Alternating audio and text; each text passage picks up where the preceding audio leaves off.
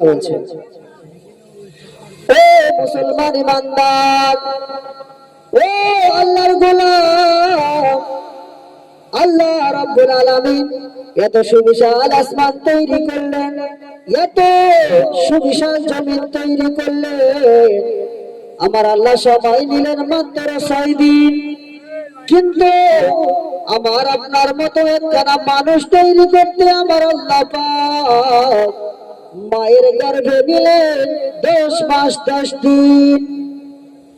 ওরে মুসলমানের সন্তান, বলো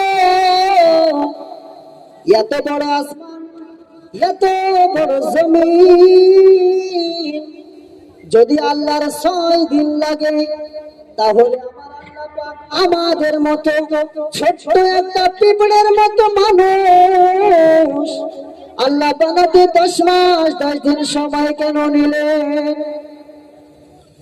আল্লাহ কি পারতেন না 1 সেকেন্ডে তৈরি করতে? আল্লাহ সুবহানাহু ওয়া তাআলা পারতেন 1 মিনিটে আমাদেরকে তৈরি করতে।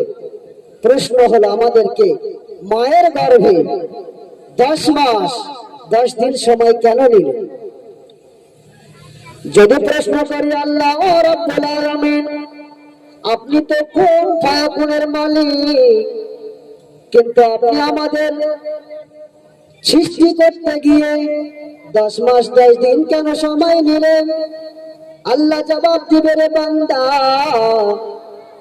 ভালোবাসার জিনিস, মহব্বতের জিনিস তৈরি করতে একটু সময় লাগে। আসমান আমার ভালোবাসার জিনিস নয়, জমিন আমার ভালোবাসার জিনিস নয়, আসমান জমিন আমার মহব্বতের জিনিস নয়। মহব্বতের জিনিস হলো একটা, সেটা হলো মানুষ।